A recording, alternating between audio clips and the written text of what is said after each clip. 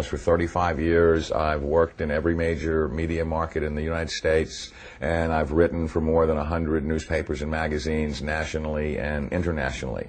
So last September 17th, I became the first journalist in U.S. history to go to the U.S. National Archives and the Library of Congress and pore over the thousands of pages of documents in both places to prove beyond a shadow of a doubt or any refutation of the facts that Prescott Bush, the grandfather of George W. Bush, and George Herbert Walker, his maternal great-grandfather for whom his daddy is named, were Nazi traitors to the country who should have been tried for treason. 2 weeks ago, in early August, a major world newspaper, The Guardian of London, finally got on the story internationally, and they flew a renowned reporter of theirs named Duncan Campbell over to Washington to take me back to the archives and Library of Congress so that they could verify that these explosive documents were real and I didn't have forged copies. Prescott Bush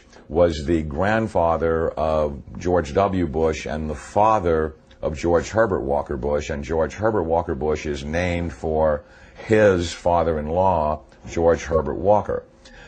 Prescott Bush graduated from Yale in 1917 and was in Skull and Bones with E. Roland Harriman, who was the younger brother of W. Averill Harriman. The Bush family really had nothing going. They were essentially social climbers and opportunistic people. At the time that Prescott Bush met Dorothy Walker, he was a tire salesman.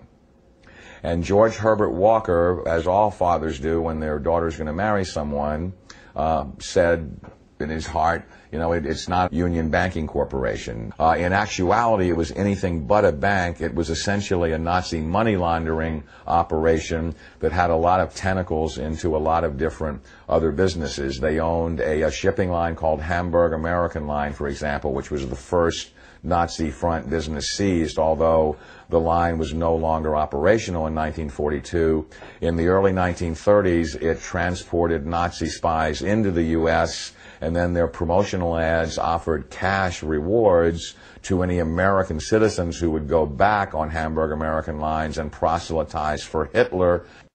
8 months after the U.S. had entered the war, the New York Herald Tribune ran a front-page article, Hitler's Angel has $3 million in U.S. bank. And it caused a major scandal and just rocked the world of politics. Brown Brothers Harriman, which George Herbert Walker and Prescott Bush were affiliated with and partners in, worked with I.G. Farben, which operated Auschwitz. A number of things that were not only anti-American but were pro-Hitler, and he did all that he could to proselytize for Hitler and the rise of his Third Reich, because the largest client, Fritz Thyssen, of his patron, W. Averill Harriman, dictated what kind of behavior he would practice to enhance his own career. So he was put on the board of directors of Union Banking Corporation, and he was also a shareholder in Union Banking Corporation along with E. Roland Harriman. But what's interesting about what the documents show is that they clearly state that all of the shareholders were phantom shareholders for Fritz Thyssen and did his bidding directly. So the point I'm making is it's not as if they bought these shares of stock as a passive investment to hopefully profit from the war. They were directly doing the bidding of the some very shocking documents that I saw at the Library of Congress 2 weeks ago on August 10th. On August 9th, excuse me, had to do with the hearings of the McCormick-Dickstein Committee of November 1934. Show that Prescott Bush and the DuPont family, the Remington family, and J.P. Morgan tried to overthrow the U.S. government, assassinate FDR, and put a Hitler-style fascist state in place. I have in my possession testimony from the McCormick-Dickstein Committee in November of 1934 by one of the fascist plotters that they were going to follow Hitler's model exactly and impose martial law on the United States, round up unemployed people that were worthless to the economy and troublemakers and into internment camps. And their plan was, if necessary, to exterminate the people that could not be part of the effort. The only reason the coup attempt in 1934 didn't succeed is that they hired the wrong general to lead it, General Smedley Butler, the great Marine hero, two-time Congressional Medal of Honor winner, who worked with the plotters just long enough to be able to identify who they were and then blew the whistle on them to Congress. Incredibly, after being warned by the FBI and the Justice Department and the Treasury Department to cease and desist in their Nazi dealings, they had continued them until 1951. There had been 28 additional seizures of Nazi assets and Nazi business fronts between late 1942 and 1951, and that they had moved Nazi assets into Switzerland, Brazil, Argentina, and Panama, and they had continued to do business with their primary Nazi patron, who was Fritz Thyssen, who backed Hitler beginning in 1921 and who was the wealthiest man in Germany, and a steel and coal baron who, with his partner Friedrich Flick, essentially built the Nazi war machine along with I.G. Farben. And take his philosophical foundation from the Bible or the teachings of Jesus in the Sermon on the Mount. George Bush takes his inspiration from what he learned in Skull and Bones and from the Thule Society that Hitler and Goebbels and Goring cut their teeth in, Bohemian Grove, these evil organizations that perpetrate the ugly things that these criminals are doing to this country for which they must be held accountable.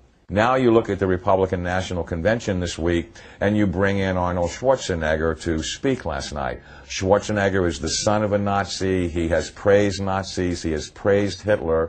He talked last night in terms like, we will not falter, we will not waver, we will win this war on terror. He's a leader who doesn't flinch, who doesn't waver, and does not back down. Well, that's exactly the speeches that Hitler made after the Reichstag fire. Terrorism and the homeland being under attack are precisely the issues that Hitler used to subvert everything within the German system of government. This is a criminal regime.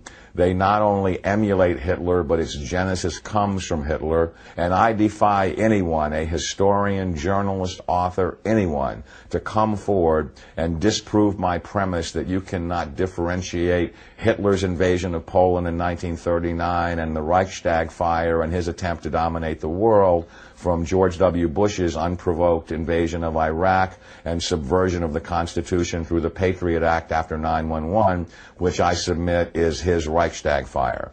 Karl Rove and his minions are every bit the masters of propaganda that Joseph Goebbels was. They literally took lessons from Goebbels and Goring about how to create such brilliant propaganda.